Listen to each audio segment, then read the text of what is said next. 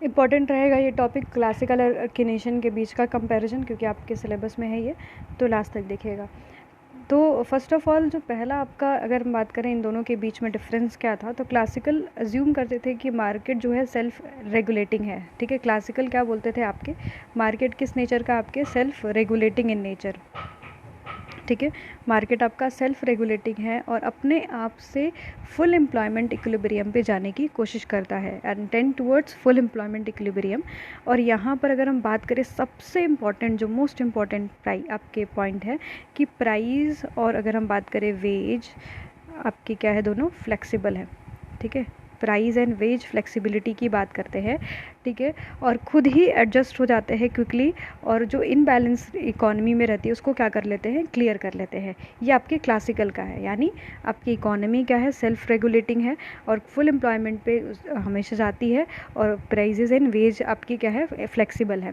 ठीक है, जबकि हम बात करें किनेशियन की, तो ऐसा बोलते थे कि argue that market are not always efficient, है ना, मार्केट जो है हमेशा इफ़िशिएंट नहीं रहता। देखिए ये इन्होंने इफ़िशियंसी की बात की है, ये इनएफिशिएंसी की बात करते हैं। यानी इन्होंने बोला था कि market are not always efficient, may not automatically to reach to full employment equilibrium, यानी आपका फुल एम्प्लॉयमेंट इक्विलिब्रियम पे हमेशा रीच नहीं करेगा। प्राइजेज एंड वेजेस आर, क्या बोला इन्होंने, आपकी किन्स ने क्या बोला कि जो प्राइस एंड आपके वेज है, ये दोनों क्या है, आपके रिजिड है ना, इसमें मतलब आप स्टिकी कह सकते हैं, है ना, आपकी स्टिकी है, यानी आपके रिजिड है। ठीक है, चेंज नहीं होता, price rigidity and wage rigidity की बात करते हैं।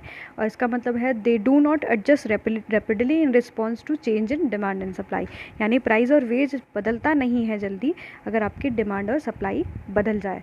तो देखिए इस तरीके से आपके बात किया, तो यानी ये इक्विलिब्रियम की बात करते हैं, ये डिसइक्विलिब्रियम की बात करते हैं, ये एफिशिएंसी की बात करते हैं, ये इनएफिशिएंसी की बात करते हैं, ये फुल एम्प्लॉयमेंट लेवल की बात करते हैं, अनएम्प्लॉयमेंट की बात करते हैं। यहाँ पर हम बात करें तो प्राइस वेज फ्लेक्सिबल है, यहाँ पर आपके प्राइस और वेज क्या है, आपके याद रखिएगा कि स्टिकी है। ये आपके सप्लाई ओरिएंटेड है, ये डिमांड ओरिएंटेड है। ये आपके इंपॉर्टेंट है कि काउंटर साइकिल पॉलिसी और काउंटर जो है no counter cycle policy and counter cycle policy की बात कर लेते हैं। तो काउंटर साइकिल पॉलिसी में याद रखिएगा कि यहाँ पर कोई भी सरकार का, यानी लेजिस फेयर, यानी आपके लेजिस फेयर जो कंसेप्ट है वो यहाँ पर काम करता है आपके क्लासिकल में।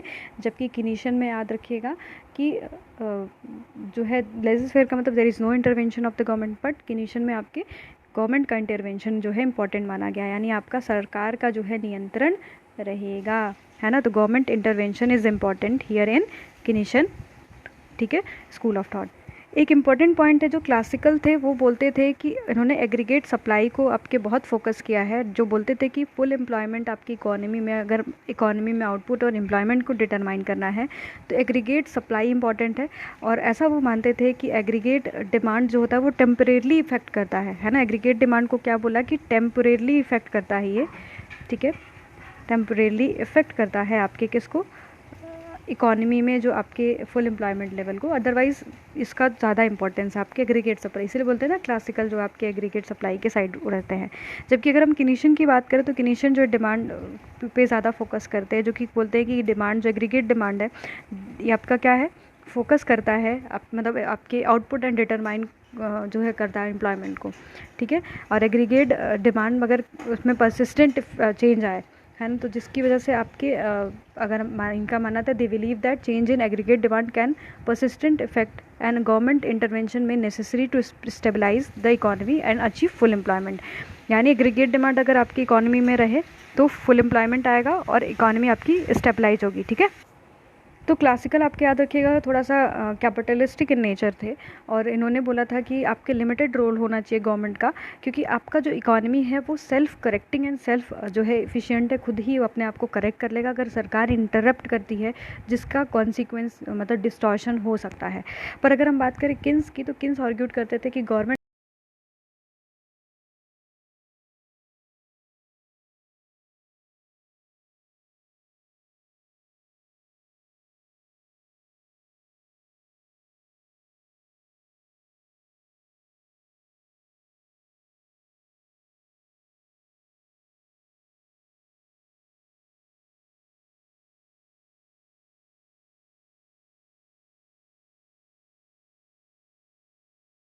एंड इन्वेस्टमेंट पे, ठीक है। यानी आपके कहते थे सेविंग एंड इन्वेस्टमेंट जो है आपके मेन ड्राइव्स है जो कि आपके इकोनॉमिक ग्रोथ को पुश करते हैं। और क्लासिकल का ये भी मानना था कि जो आपका सेविंग है वही प्रोवाइड करता है फंड टू इन्वेस्टमेंट, ठीक है, और जिसकी वजह से इकॉनमी आपके प्रोडक्शन होती है, लॉन्ग टर्म जो है प्रॉस्पेरिटी आपके बढ़ती है। किन्स का क्या कहना था कि जो आपके अगर इंपॉर्टेंस दिया आपके किन्स ने भी सेविंग एंड इन्वेस्टमेंट को, बट यहाँ पर याद रखिएगा कि एग्रीगेट डिमांड को बहुत ज़्यादा ही फोकस करते थे और बोलते थे कि आपके एग्रीगेट जो डिमांड है वो ज़्यादा इम्पॉर्टेंट है और जिसके थ्रू आपके पर्टिकुलरली थ्रू कंजम्पशन को बहुत ज़्यादा फोकस किया था और जिसकी वजह से इकोनॉमी में शॉर्ट रन इफेक्ट दिखेगा।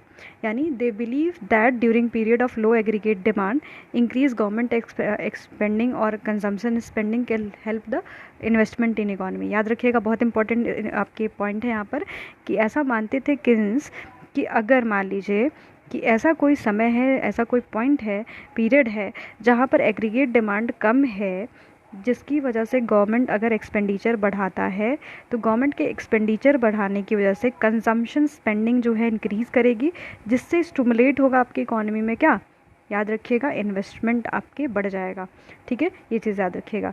क्लासिकल मनी को न्यूट्रल मानते थे बट यहाँ पर किन्स जो है मनी को न्यूट्रल नहीं मानते थे, ठीक है। और कभी कभी डायरेक्ट पूछता है कि supply creates its own demand कहाँ का था, आपके क्लासिकल इकोनॉमिस्ट ने ये कहा था। और जस्ट अपोजिट आपकी demand creates its own supply किसने कहा था, आपके किन्स ने आर्ग्यूड किया था, जस्ट अपोजिट आपके इसके, ठीक है। डिमांड अपनी सप्लाई को खुद ही क्रिएट कर लेती है, ठीक है। एक इम्पॉर्टेंट यहाँ पर स्टेटमेंट है, क्लासिकल का ऐसा मानना था जो सेविंग एंड इन्वेस्टमेंट है वो प्राइमरली इसका जो डिसीजन होता है वो बेसिकली आपके फोकस करता है, मतलब आपके ड्राइव होता है किससे, प्राइमरली इंटरेस्ट रेट से, है ना। इंटरेस्ट रेट कितना है इकॉनमी में उसके हिसाब से जो है आपका सेविंग एंड इन्वेस्टमेंट होता है, ठीक है। यानी आपके अगर मान लीजिए डिक्रीज़ इन इंटरेस्ट रेट होगा तो इससे क्या होगा, इंक्रीज होगी सेविंग और आपकी इंक्रीज होगी इन्वेस्टमेंट इकॉनमी में और जिसकी वजह से एग्रीगेट डिमांड बढ़ेगा। पर किन्स ने क्या कहा ये देख लेते हैं। किन्स ने भी इंटरेस्ट का इफेक्ट बताया था बट इन्होंने जो मेन फोकस, जैसे मैंने बोला कि सेविंग एंड इन्वेस्टमेंट का जो बेसिकली डिसीजन है वो फोकस किस पे, मतलब वो किससे आएगा, आपके क्लासिकल के अकॉर्डिंग इंटरेस्ट रेट के, सिर्फ इंटरेस्ट रेट पे फोकस किया। बट आपके यहाँ पर जो सेविंग एंड इन्वेस्टमेंट होगा वो किससे इफेक्टेड होगा, आपके इनकम और एक्सपेक्टेशन से। फ्यूचर में एक्सपेक्टेशन क्या है उसके हिसाब से होगा, इनकम और आपके एक्सपेक्टेशन से होगा, ठीक है। और उन्होंने बोला था कि अगर मान लीजिए किसी का इनकम चेंज होता है, एक्सपेक्टेशन आपका ऑब्वियस सी बात है चेंज होगा, तो सेविंग और कंजम्पशन डिसीजन भी उसी तरीके से बदलेगा और जिसकी वजह से एग्रीगेट डिमांड बदलेगा। तो यहाँ पर जो सेविंग इन्वेस्टमेंट है वो इनकम और एक्सपेक्टेशन से बदलती है और जबकि यहाँ पर क्लासिकल में जो सेविंग इन्वेस्टमेंट है वो इफेक्टेड बाई इंटरेस्ट रेट से होती है, ठीक है। कभी कभी डायरेक्ट पूछता है कि जो क्लासिकल है वो किस पे बिलीव करते थे, तो यहाँ पर याद रखिएगा रैशनल एक्सपेक्टेशन, है ना, रैशनल एक्सपेक्टेशन की बात करते थे, ठीक है। रैशनल एक्सपेक्टेशन क्या है आपका, इनका अज्यूम करना था कि जो है आपके बेसिकली इंडिविजुअल है रैशनल एक्सपेक्टेशन, वो अपने डिसीजंस खुद लेता है, उसको पता है कि फ्यूचर में से क्या डिसीजन लेता है, उसको हर चीज़ों की कंप्लीट इन्फॉर्मेशन होती है और सारे मार्केट जो पार्टिसिपेंट है उन्हें आपके इकोनॉमिक इन्वायरमेंट के बारे में पता है और वो अपना ऑप्टिमल चॉइस यहाँ पर बना सकते हैं। तो क्लासिकल्स आपके रैशनल एक्सपेक्टेशन की बात करते हैं। आपके जो किन्स थे वो रिकॉग्नाइज कर चुके थे इंडिविजुअल एंड फर्म्स, मतलब आपके बहुत सारे अनसर्टिनिटी को फेस करती है यहाँ पर इन्होंने बोला था, और इनपरफेक्ट इन्फॉर्मेशन होता है फ्यूचर के लिए, है ना। इनपरफेक्ट इन्फॉर्मेशन की बात करते हैं ये आपके कौन, किन्स, ठीक है। तो ये बोलते थे कि ठीक एक्सपेक्टेशन बहुत क्रूशल रोल प्ले करता है किसी के इकोनॉमिक बिहेवियर को शेप करने के लिए और जिससे भी की हो सकता है डिमांड और सप्लाई भी बदल जाए। पर रैशनल एक्सपेक्टेशन की बात आपके कौन करता है, जो है आपके क्लासिकल याद रखिएगा लॉन्ग रन की बात करते हैं, लॉन्ग रन इक्विलिब्रियम की बात करते थे, ठीक है। क्लासिकल फोकस करते थे लॉन्ग रन इक्विलिब्रियम होगा इकोनॉमी में और full employment and potential output आएगा। पर जबकि अगर मान ली कोई डिविएशन देखने के लिए भी मिलता है, डिसइक्विलिब्रियम की कंडीशन मिलती है, बट वो सेल्फ करेक्टिंग होगा। किन्स का कहना था कि आपके जो इन्होंने शॉर्ट रन इक्विलिब्रियम की बात की है, ठीक है, शॉर्ट रन इक्विलिब्रियम की बात की है और इन्होंने आपके बेसिकली रिकॉग्नाइज़ किया है persistent unemployment and output gaps को, ठीक है, ये चीज़ याद रखिएगा। तो यहाँ पर और गवर्नमेंट की पॉलिसी को भी बहुत ज़्यादा आपके फोकस किया है कौन, किन्स ने, तो ये भी पॉइंट इंपॉर्टेंट है, क्लियर। क्लासिकल जो मनी को मानते थे, मनी को as a medium of exchange लेते थे, ठीक है, मीडियम ऑफ एक्सचेंज यहाँ पर मानते थे, ठीक है। और जो कि आपके एम्फेसिस करता है role of real variable such as production and technology को पर जो है आपके इम्पैक्ट करता है। और ये एडवोकेट करते थे, वेरी इंपॉर्टेंट पॉइंट यहाँ पर, स्टेबल मॉनेटरी पॉलिसी को एडवोकेट करते थे। ठीक है, स्टेबल मॉनेटरी पॉलिसी की आपकी कौन बात करते थे? क्लासिकल। ठीक, लास्ट पॉइंट रहेगा आपके किन्स ने बहुत इंपॉर्टेंट, आपके मैंने बोला कि मनी नॉट न्यूट्रल यहाँ पर लिया है, मनी यहाँ पर बहुत इंपॉर्टेंट रहा है आपके, इन्होंने सिग्निफिकेंट रोल बनाया है मनी का इकोनॉमी में। और बोलते थे कि मनी जो सप्लाई होता है आपके, चेंज इन अगर मनी सप्लाई हुआ, interest rate can influence the aggregate demand. ठीक है, जिसकी वजह से ओवरऑल एक्टिविटी जो है आपके वो हो सकती है। तो जो है आपकी Keynes support active monetary policy, इन्होंने स्टेबल मॉनेटरी पॉलिसी को फोकस किया आपके क्लासिकल ने मॉनेटरी पॉलिसी को, जबकि आपके एक्टिव मॉनेटरी पॉलिसी को फोकस कौन करते हैं? आपके किन्स करते हैं। ठीक है, तो ये बहुत इंपॉर्टेंट पॉइंट मैंने करवा दिया। अच्छा लगा तो कमेंट सेक्शन बताइएगा, आप टॉपिक भी हमें सुझाव दे सकते हैं, पर अभी हम और भी टॉपिक्स लेके आ रहे हैं, जुड़े रहिएगा। धन्यवाद।